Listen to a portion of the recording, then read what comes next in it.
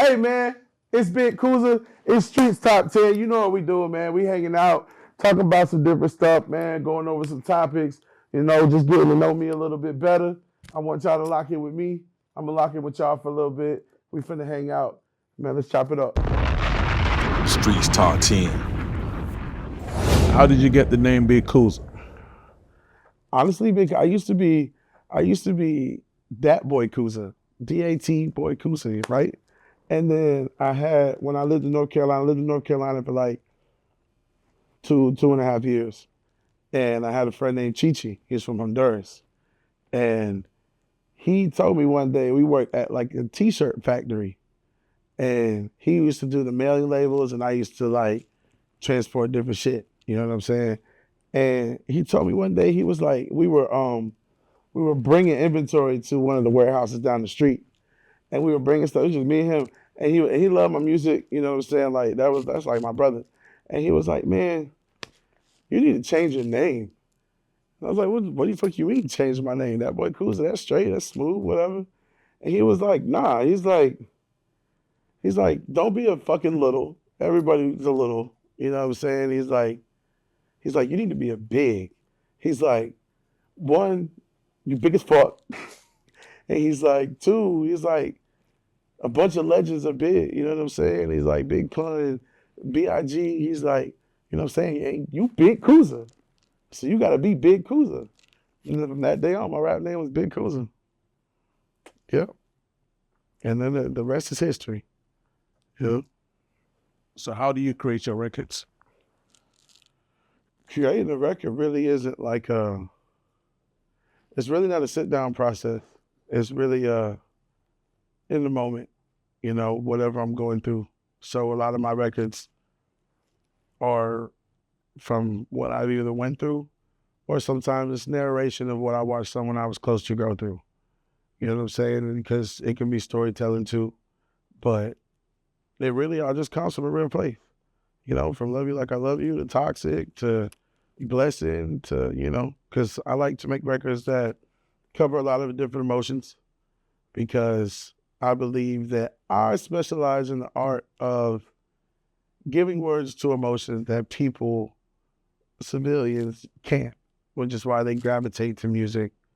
People gravitate to music so heavy because you listen to that song and you're like, oh man, how the fuck did this person know what I was going through? You know what I'm saying?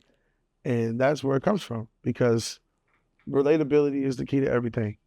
And really that's where it comes from when it comes to making my records is what am I going through? A lot of my records are punched. Very seldom do I have something previously written.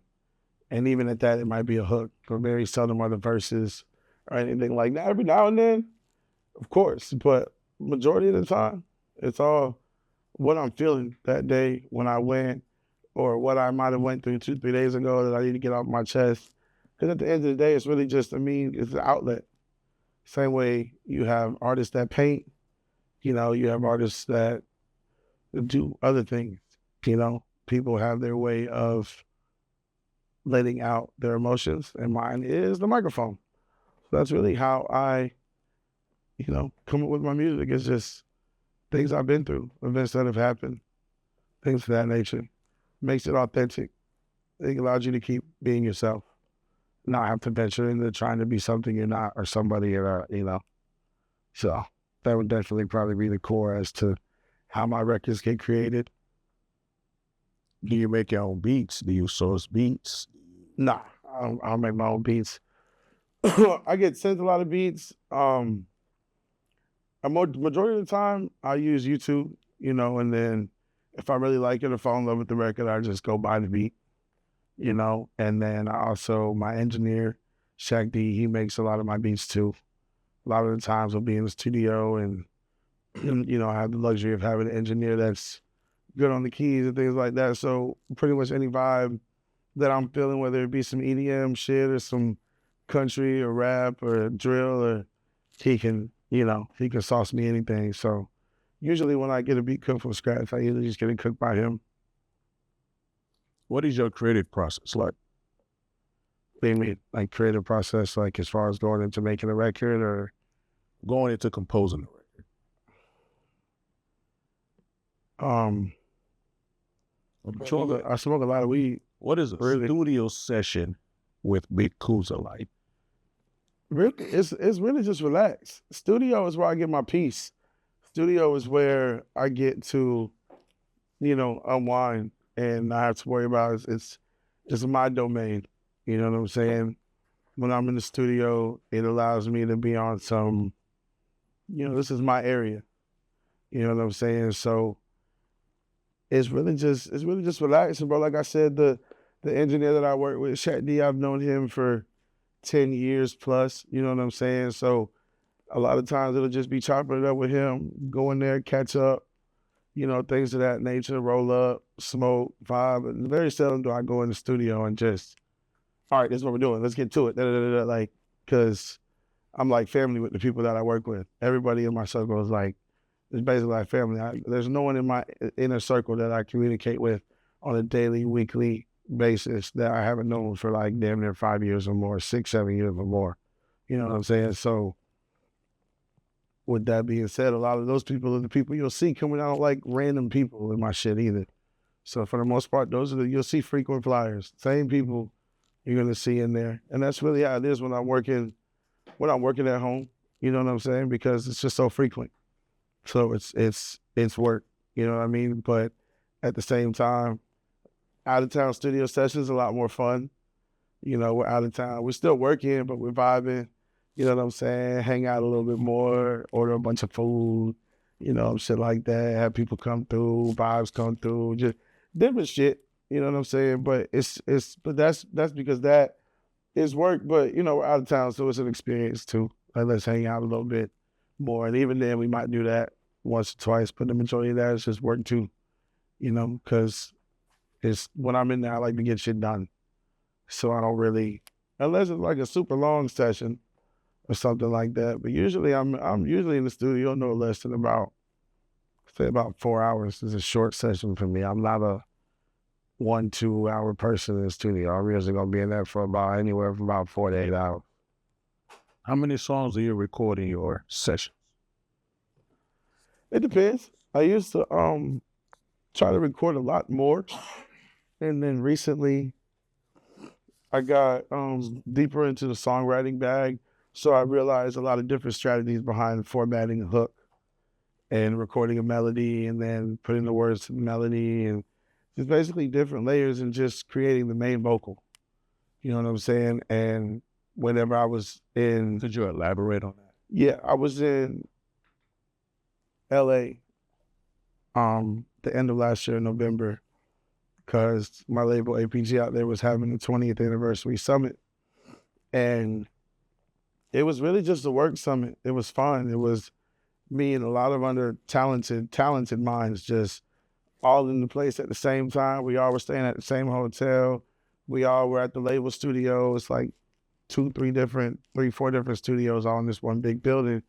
And we were all just pinging, just different sessions going on, different things, hooks for this person, hooks for this record label, just different stuff. So you got to see how a lot of different people who are professionals in this shit work, So you might have people in this room making up melodies completely different from the way these people are doing it.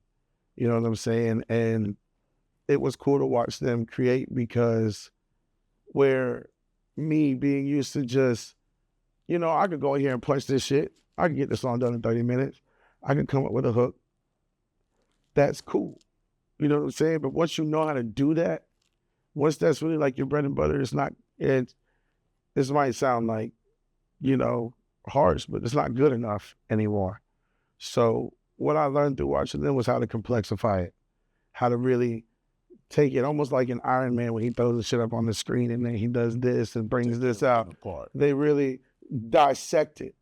And it's like I was telling you, my friend Parker, he showed me, because he is a phenomenal artist. And it blows my mind every time I hear his music that he doesn't drop music under him. He's just a songwriter. You know what I'm saying? He's proud of it because he's good as fuck at his job. You know what I'm saying? But watching him do it, he'll spend 2-3 hours making a hook. Just a hook. He didn't even put a verse on the song. He don't send verses.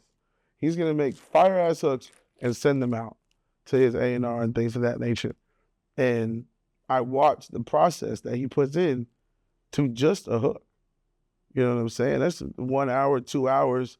That's some people's whole studio session to make a song. And he's doing it just for a hook. And I realized, oh, damn. You know what I'm saying? Because I already know how to layer vocals, and I like to call it adding a BBL to a main vocal when you stack it and add layers and runs, and you just giving that main vocal some ass. You know what I'm saying? But when I saw how he did it, I never did it from the form of starting with the melody. And like, could I? Yes. But I didn't. But now that I'm where I'm at now, going back and realizing that I'm able to do it a whole different way than I would have been learning it back then. Because now I can really fuck with it different. And let's try this and let's put it in this note. And I mean, let's put it in this key. And you know what I'm saying? So it's cool to be able to learn still after having doing this shit for 10 plus years and getting to still like learn new shit and things of that nature. So really watching them build a record was cool, because up until that point, I only knew how to build a record from how I taught myself how to build a record. But watching people whose job it is to build records for other people, that shit's cool. When you do it how I do it, I was like a kid in a candy store. It's just like, oh, fuck. Like, damn, I'd have never thought to, okay. And then you're just, all right. You know, so that was really like, you know. What was your favorite record to write? Shit. It could be yours. It could be for somebody else. Oh. Not a love song. It's definitely a toxic record. It's definitely not a love song, you know, and I'm more known for the lovey-dovey-ish music, you know. But it was cool because I originally wrote the song because I was watching two close friends of mine at the time that was going through a breakup and, you know, different things that were going on. And it was really just wrote from the man's perspective. You know what I'm saying? And a woman can relate too, you know what I'm saying? But it's just wrote from her perspective of, damn, like, you know, you don't really necessarily want to be around these other women and shit right now. But sometimes being around them was the only way I'm not thinking about you. You know what I'm saying? So like, you know, even though I say like in the hook, like, so I'm gonna keep a bitch in my bed to keep your voice out of my head. You know what I'm saying? Like to a normal person, that's like, damn, that's harsh. And to a female who never been through no shit like that, they might be like, oh, what a dog. But to someone who been through that shit, you gonna listen to that and be like, damn, he just said some shit. And I can't believe he said that shit, but he just said some shit. You know what I'm saying? I'm gonna let it suck me while I think about you. Like, I'm saying that in the record because that's real shit. And a lot of people who've been in love and really had to break that shit can relate to, you know, think about the person you love while you with someone you just a body. You know what I'm saying? Like, so it was a record about that, just like that pleasure and pain all at the same time. You know what I'm saying? Like, cause it sucks, but at the same time it's life, you know? And it was a record really depicting that toxic love, but at the same time, real love, you know, cause that shit hurts. Do you think love can be broken? What do you mean? You said, you stated it when you were just talking, you watched two friends going through a breakup. And you said sometimes it's hard to watch people that were in love break it. So what I'm asking is, do you think if you really love somebody, do you think that love can really be broken? Yeah. Yeah, if it's not fought for. It's not fought for, you know? If two people really have love for somebody, whether it be in love or whether it just be genuine love for a person, when you really got love for somebody, you're not going, even if you take your time apart, it's always gonna come back. If it's real love. You know what I'm saying? Like, just like I said, the people I'm around in my circle, I haven't known any of them for less than 6 years. If you think I've got through the person I've known for the least amount of time on the 5-6 year side to the 10 years plus people, you think we've got through those years without getting into it face to face, chest and chest, forehead to forehead at times. You know what I'm saying? Like, those are the people you consider like this. So you're gonna get into it with them.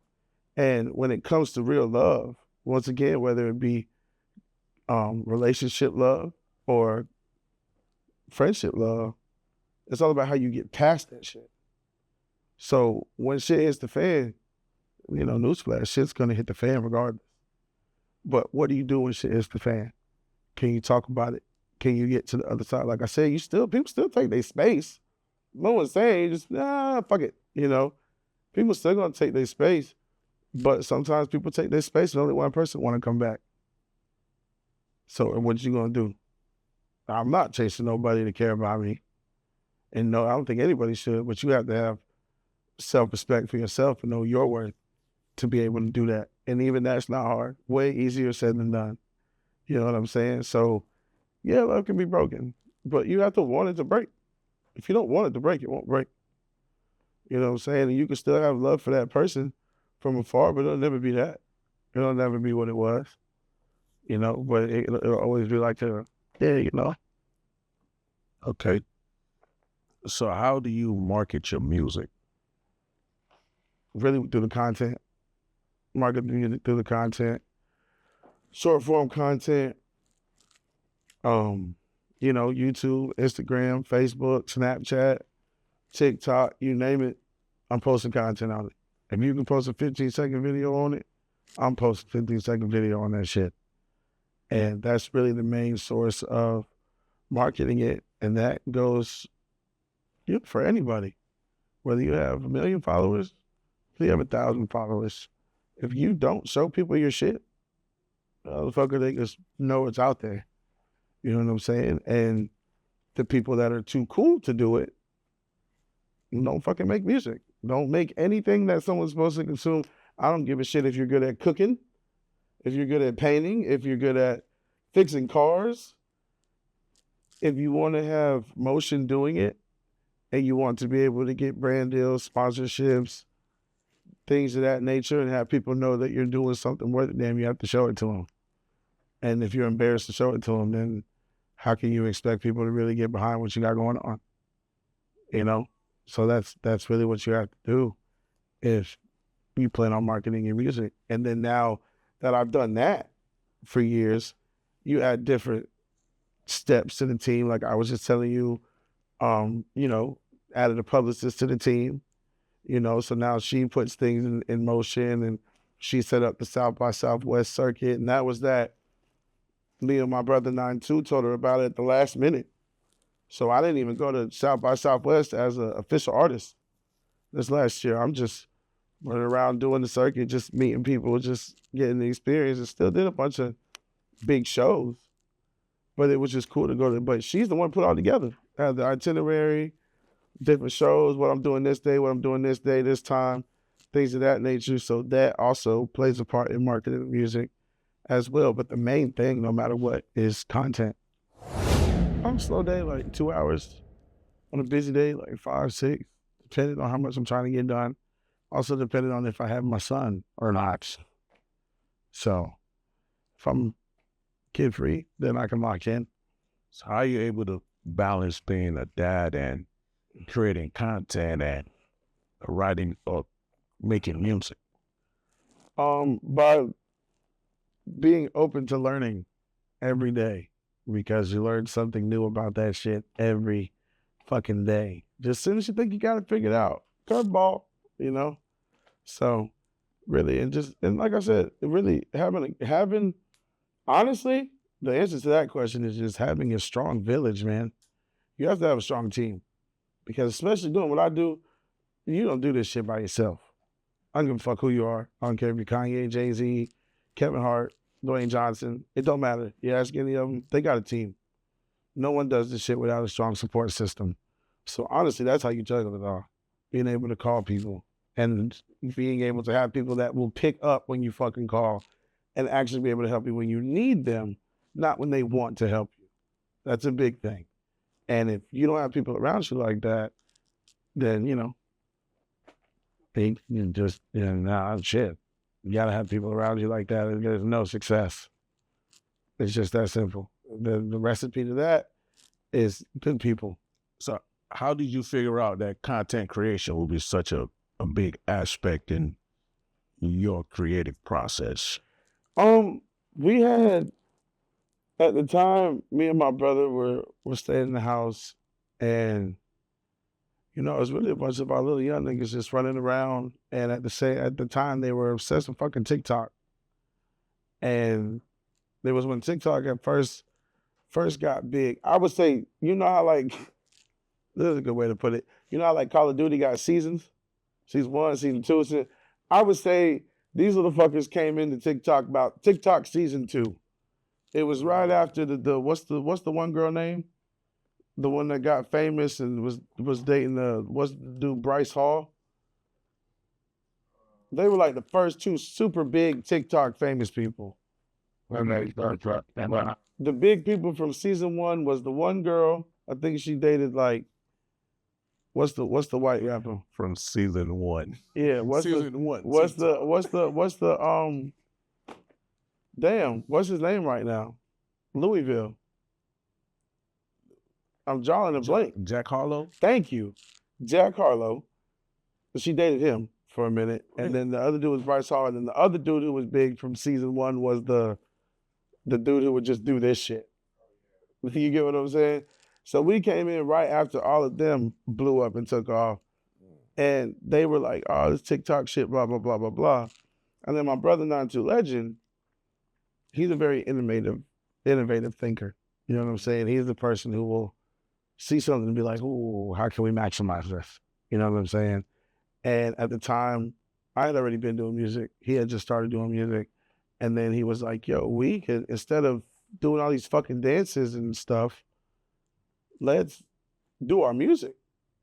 And let's put the words on the screen and blah, blah, blah. So we started doing that. And then, you know, our little bros who showed us the shit has started getting a crazy following. I mean, like one had over 500K, one was at almost 1 million. You know what I'm saying? This is before people were just doing it left and right. So like, oh, so we would have them do our songs. So basically we were all just in, it was like a little content house before content house was a thing, you know, and we would have them do our song. It would go viral, run the streams up, you know, things of that nature. And over time, next thing you know, we were like, oh, this shit's working. You know, and that's what blew the Toxic song up. And just one after the next, we would do the sounds. Whatever sound was going viral that we were seeing, we would take that shit and do the voiceover to it. It'd be funny, it'd go viral. And that's how I started going viral at first. It didn't have shit to do with the music. That's creative. It was all just funny. People used to come telling me, no one ever came up to me talking about, oh, you're Big Kuza, you're the rapper. They used to all say, oh, but you're Big Kuza from TikTok. Bro, you're hilarious. Bro, like people used to listen to my comedy used to be nothing but fat jokes. Nothing but fat, and they're hilarious. Don't get me wrong. These little fucking 16-year-olds would be at the lunch table going in and like genuinely read the comments and it'd be funny. You know what I'm saying? It's not like mean. It's just like fat jokes. But because it's the internet, they're saying shit that I've never heard. You know what I'm saying? So it's like, like we were all reading shit like, no, okay. But the thing is that they were making the videos go. Yeah. I mean, one of these comments, the comment would have 25,000 likes. The comment. You get what I'm saying? So literally people's comment were going viral because the joke would be that funny. Be like, an example be like they would take rap names and they would just make a fat like 21 plates, the 21 servings instead of 21 Savage, Rod Tidal Wave or Kevin Plates. Shit like that, but it's just funny because like they would do it with NFL players and shit. So some of these would really go viral. Yeah. Just for the they would go straight to the comments. And that's cool. Because my streams were going through the fucking roof. Because they might be coming because it's like, this fat nigga got his shirt off and da-da-da-da-da. But they're staying because they're like, I'm not gonna lie, this fat motherfucker music hard though. Yeah. I came for this. I stayed for this. Exactly. You get what I'm saying? So I'm cool with that. But a lot of people not built like that. A lot of people see that shit. The internet don't give a fuck who you are. They don't give a fuck if you're feared in your neighborhood. They don't give a shit about your street cred. Yeah. They gonna fucking make fun of everybody. They don't care. So if you're not used to that and you go dicking around over there, it'll hurt some people's pride. Me, I've been a fat kid my whole life. So what is a fat joke? You get what I'm saying?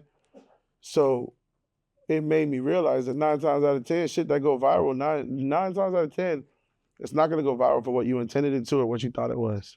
Okay. It's gonna go viral because somebody else found some shit and oh damn. But it still brings them to your product. So you always want to have your product, whether it be your music, whether it be your merch, whether it be something. If this shit hits, you're gonna come back and see my shit. You know, I don't give a fuck why you're back. When you're back, you're gonna hear this song. You get what I'm saying? And I know this song's fire, so you might be able to say whatever you want about me, but you're not gonna say this song ass. Yeah. And if you say the song ass, your girl probably likes it. You know what I'm saying? Because it's good music. And it's relatable to females and it's relatable to guys too. You get what I'm saying? So pushing the content outcomes just around being confident and being consistent. You know what I'm saying? Because you got to be able to take the bad with the good. Because there's also videos with thousands of likes and hundreds of positive comments. No negativity, no fat jokes. Mm-hmm. But all that shit came through changing the narrative. Once you get the people coming in from the funny shit, all right, now let's change it to all music. And now let me show you what I really do. Because I already got you here for that. We up 500K off of that shit. We up 300K off of that shit. You get what I'm saying? So now that you're here, I'm going to show you what I do. Now I don't really do that no more. I don't really do the sounds and things of that nature. Now it's just all music. It's music, music, music, music, music. And every now and then we'll do a little trend or, you know what I'm saying? But for the most part, it's all just music. You know what I'm saying? You have to let them know what you do and how to find it. What's your content creation process like? I mean, Where do you finding post out them? what part of our songs are the most relatable. You know, where I win is a lot of my songs can be talked. So it's not as hard for me as it would be for another artist who's only making up-tempo music or trap music or ass-shaking music. You know what I'm saying? Would love you like I love you. He don't love you like I love you. He don't need you like I need you. He don't want you like I want you. He don't see you like I see you. He don't touch you like I touch you, lay you down to be the teacher. He don't breathe you like I breathe you, baby girl, you know I need you. You could say that to your girl. You don't have to sing that song. You could literally talk that. You know what I'm saying? So it's easy for me to just do a video of my hook because you can send it to someone. And that's where I get a lot of my guy fans from. And that's what I kind of realized with my music is like, now it's a lot more 50-50, but before it used to be a lot more male oriented because my music was a lot of stuff that a guy would say to a girl that doesn't know how to say that. So what do? Send them my song. So a lot of guys that would take a picture with me in public or something would usually tell me like, bro, I said love you like I love you to my girl, she's my fiance now. Not that the song did that, but you know what I'm saying? Like, yo, I said this to the girl I wanted to, you know what I'm saying? This song literally got me my girl. You know what I'm saying? Like, and it's in a humble way. It's in a like, bro, you make real music and I fuck with your music and I appreciate that. You know, make relatable songs. Relatability is everything. Yeah. And then you have on the other end, toxic. I want to be close to you, but I know what I might put you through. Gotta be honest, baby. I know that I'm toxic. I gave my heart away too many times and lost it. I want to be close to you. That's the hook. Yeah. Only difference is I sang it on the beat, but you can say that to somebody. So when I say, send this to your toxic lover or whatever, you can send that. You get what I'm saying? Because it's like, oh, damn, okay, you really said some shit there. Yeah. But it's relatable. You can hear it, you relate it. Whoever you send it to is going to hear it and immediately receive the message you were trying to send them. Mm-hmm. You know what I'm saying? So really when it comes to making the content for the music, what part of the song is the most relatable? What part of the song are they going to hear it, want to go listen to the rest? And then, you know, we make other kinds of shit too. Like if we want to do a skit or something, then we'll sit down and write it up and make sure we know exactly how long it's going to be and things of that nature. And those will take a little bit longer, but, you know, it's a different process that goes into different styles of content. What kind of cameras do you record with? Really all Sony. Definitely a Sony house.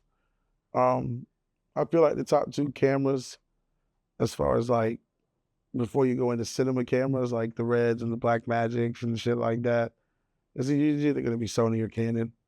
I feel like if you're a photographer, it's going to be Canon. If you're heavy in video, it's going to be Sony.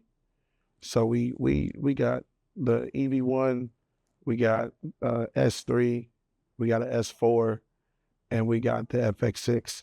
So we have a cinema camera. And then we have a whole arsenal of lenses. So from stuff that's really wide to stuff that's going to be like telescoped in. Which camera is your favorite to shoot with? The EV1. Why? It's just your most compact. You're easiest on the move. That's your best like vlog camera.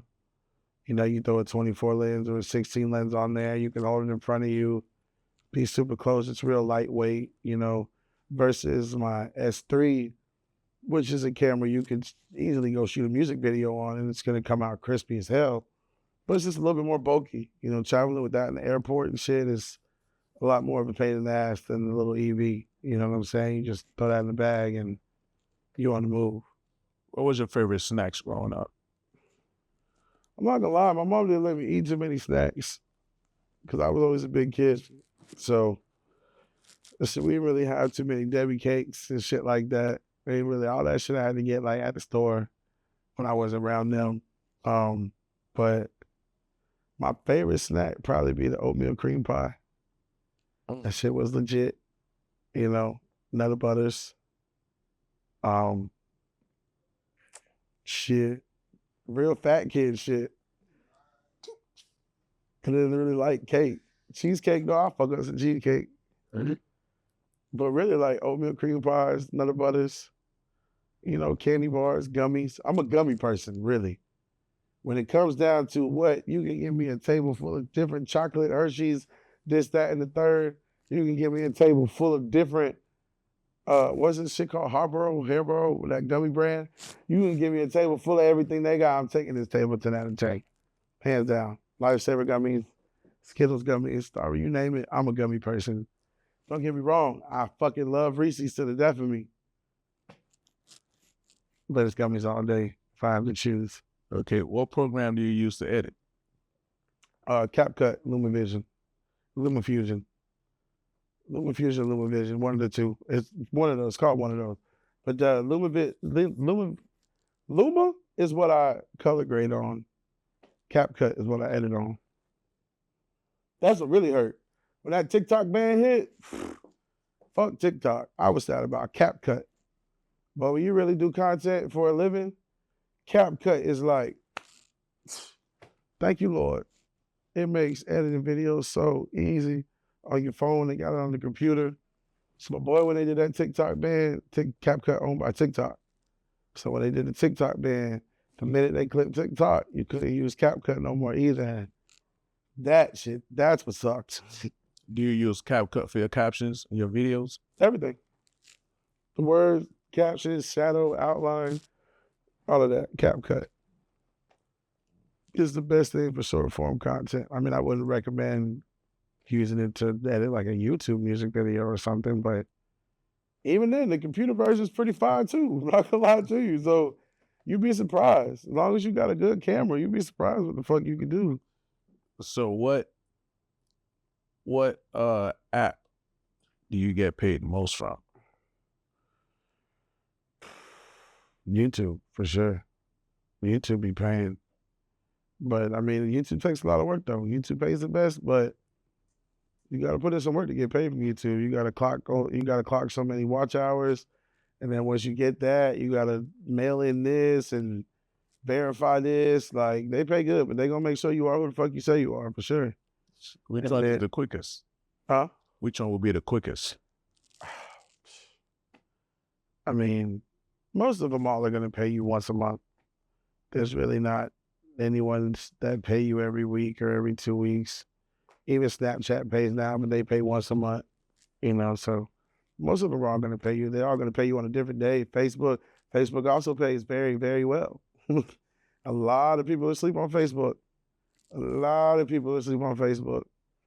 do they know, Facebook is where that shit is at. There's a lot more consumers on Facebook than there is on Instagram and all of that shit. That's why it's so easy to get a following on TikTok if you're consistent, because TikTok is a consumer-based app. TikTok people go to consume content. There's a bajillion TikTok accounts people have that don't got one fucking video posted on them. They just get on TikTok and start scrolling. They listen to their shit, and I mean, they listen what they like and get on and just watch. It's like a TV channel. It's like cable for people. You know what I'm saying? Where Instagram is a lot more bougie, bro. People have a lot more pride with Instagram. Oh, you didn't like my post, I'm not liking your shit. You didn't follow me, I'm not following you. Because Instagram is output. People put their life on Instagram. People are putting certain things on Instagram that they want positive feedback for. They're putting their new car. They're putting their vacation. You know what I'm saying? So, oh, you don't give a fuck about what I got going on. I don't give a fuck about what you got going on. Versus a TikTok or a Facebook, where people be on Facebook just to scroll. People be on TikTok just to scroll. They don't really give a shit about writing it. Not everybody's on Facebook typing up captions no more. You know, they just looking at the shit other people are writing and then posting. So it's really the consumer-based apps. And everybody thinks that TikTok is the only one. And really, Facebook is a fucking animal. So it's a very slept-on animal. So how many apps are you currently on marketing your content? Oh shit. Shit. Facebook, Snapchat, YouTube, Instagram, TikTok. But you got Twitter or X, and then you got Threads on Instagram. So 7. 7 different apps for contents. Mm-hmm. Wow. How important is it to have a strong network in the industry? Very strong, but you have to go get it. A strong network isn't going to come to you. You have to go build it. You know, you have to, like I said, you have the same way I said I have a circle of people that I can call for help with my son if I need it. It's the same thing in the industry. You have to go meet people and build connections. But knowing people and people knowing you, that only means so much. Who do you know that's going to pick up the phone when you call? Because those are the ones that matter when it comes to networking in the industry and building your network and your spider web. You know what I'm saying? Like, I could know you, we could dap up, but if you can't call them and they pick up and give a fuck enough to hear what you got to say real quick, that's not your network. That's not, you don't know them. You know what I'm saying? But the more you put, you know, feet to road and start beating that bitch up, next thing you know, now you know people. Now you've seen people 2-3 times. Now you met someone in Atlanta, you ran into them again in DC because they're doing the same thing that you are. And when they see you do it, they respect it because they're doing the same thing. Yeah. You know what I'm saying? Versus someone that is always, oh, I'm going to come, I'm going to come, I'm going to come, I'm going to, blah, blah, blah. They'll never leave. You know what I'm saying? It's cool going to different cities and having people go, oh, you're Big Kuza, oh, fuck. You made the Blessed song. Oh, da, da, da, da. Let me get, that's cool because I'm not from here. I'm a kid from Lakeland, Florida, in the middle of Michigan, and Texas, California, and people stopping me to take a picture with me. You know, this is the beginning level of the shit, but it's just the point like, oh, fuck. This is cool. You know what I'm saying? And not cool because it's like, stroke your ego cool. It's cool because, you know, you're reaching. You have reach. What I'm saying, people are gravitating to it, and they're not even from where I'm from. It means something when the people where you're from hop on the ship and start to realize, okay, you got something here. It means even more when people don't fucking know you. I'm like, holy shit, because the reason I say that is because people where you from, I'm Kuza. Not Big Kuza. You get what I'm saying? I'm Kuza. But I fuck with your music, Kuza. Your music is actually really hard. Someone who sees me in Cali or sees me where they see Big Kuza. They're like, oh, fuck, that's what they literally say when they walk up. Oh, you're Big Kuza. Oh, shit. Da, da, da, da. And it's a different type of, oh, shit. You know what I'm saying? Like, damn, that's cool. That's a cool feeling. When someone you just met is like, damn, bro, your music got me through this, or your music did this for me, or I just want you, especially when it's a man. And they put their pride to the side to stop me and be like, bro, I just want you to know your music is deep, bro. Your music got me through some shit. Your music, and like they looking in the eyes and letting you know, like, bro, your music helped me. You know what I'm saying? Like, dudes don't just do that. You know what I'm saying? So that means something. You have to appreciate it. You got to try to shake their hand and be like, bro, I appreciate that. You know what I'm saying? Because being a man, it's not something you just want to do. You know what I mean? But that lets you know it means something to them. They're passionate about what you do. Mm-hmm. You know, so that's cool. So what's life like growing up in Lakeland, Florida? Slow. You know, I went to a private school. I played ball at Big Christian in Lakeland. They know really for sports. You know, so that was really in high school, it was sports. You know what I'm saying? Sports and music. That's where I knew, you know, I don't mean to veer off subject, but that's how I knew music was what I was supposed to do. Because no matter what the fuck I did, music was always a part of it. You know what I'm saying? Like when it came to sports, when it came to that, bro, you had to tell me to go get an extra lift in. You had to tell me to go run. I'm not finna go jog for fun. I don't want to go play pickup basketball. I'm not, you know what I'm saying? No one had to tell me to make my closet a recording studio. No one had to tell me to buy a $300 mic. No one had to tell me to buy an $80 mic before I got the $300 mic. No one had to tell me to do that shit. I was just passionate about learning more about it. You know what I'm saying? So that's how I always do. Oh yeah, listen, when I went to college to play football, I ended up failing all my classes because I never went to class because I would be up on that recording in my dorm room. I was the guy on the team with the mic, the recording shit, the studio. All of a sudden, everybody on the football team is a rapper. You know what I'm saying? Because I got the setup in my room. I'm not going nowhere without this shit.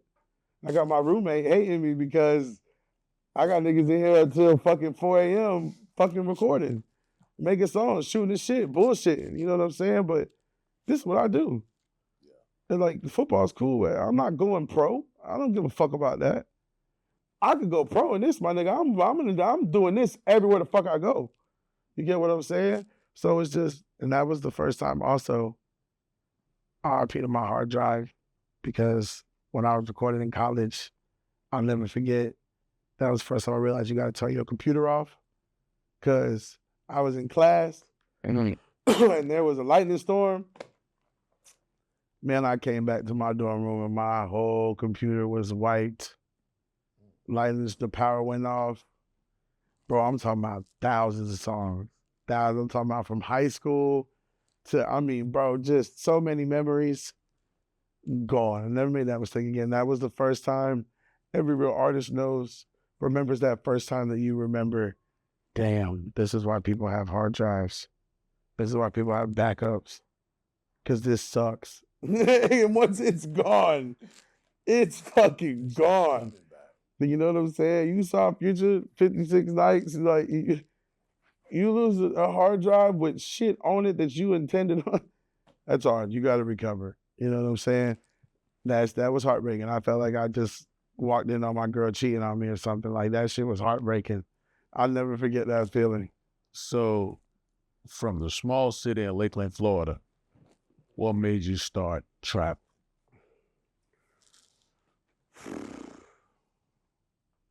Getting signed to APG and having to go back and forth to Cali a lot more definitely opened my eyes to that because I've had a lot of friends that are road runners. You know what I'm saying? Will hit a city with zero in their pocket and figure it out when they get there. And I've always admired that. You know what I'm saying? Because I never had the balls to do it. I wasn't finna go nowhere without no game plan or $100 and fuck no. But then I realized you have to do that. You know what I'm saying? It would have been a lot easier doing it when I was 25 versus in your 30s, you know, because you're willing to do a lot more to make shit happen versus when you're a grown man. You got to think about shit like, nah, I'm probably just gonna chill, let y'all just hit me later, I guess, you know, and it adds, you know, a sense of urgency to what you got going on because a lot of people will say they're dedicated and willing to give shit everything, but they're not willing to leave, you know, because it costs money because you got to invest, you got to do shit, you're going to run into things you didn't expect to. There's going to be X variables you didn't account for. But, you know, I realized, I think I was watching an interview with Murder Beats one time, and he said something that was really resonated with me. And this was years ago, where he was talking about how he used to go to Atlanta and sleep on the Migos couch or whatever, something. It was something like that. And he said he realized that he got the most success because, you know, Murder Beats is white. And he would always say, like, you know, there's a lot of times I'm the only white guy in the room and it'd be uncomfortable. But he said in that interview, was like, you get the most success when you're the most uncomfortable. And until you become comfortable with being uncomfortable, you won't know what success feels like. Because a lot of times your biggest moments come from an uncertain moment of you not knowing how the fuck this was going to turn out. And sometimes the turnout is like, well, that shit could have gone better. And you learn from it. So next time it does go better. And then sometimes that shit's a fucking jackpot. And it's a home run. And it's like, thank God I was here, because holy shit. You know what I'm saying? So sometimes you just have to weigh those options, but you never know if you don't put yourself in the room. Or even worse, if you're too scared to go to the room, period, you know? So. All right, Big Kuza, that's the end of our interview. Yes, sir. It's been a pleasure. Anything you want to leave the people with? Bigger Than Me, the album, out now on all streaming platforms. New album, Heavyweight Heartbreak, on the way. Got another album on the way too, with my brother 92 Legend and my other partner Zai. A little country flavor. We're finna do a little joint country project. And then after that, I got another project lined up with my engineer, Shaq D. Gonna be dropping a partner project too called Pretty Girls Love Big Boys. So that's gonna be fun. And that's basically what we got lined up right now.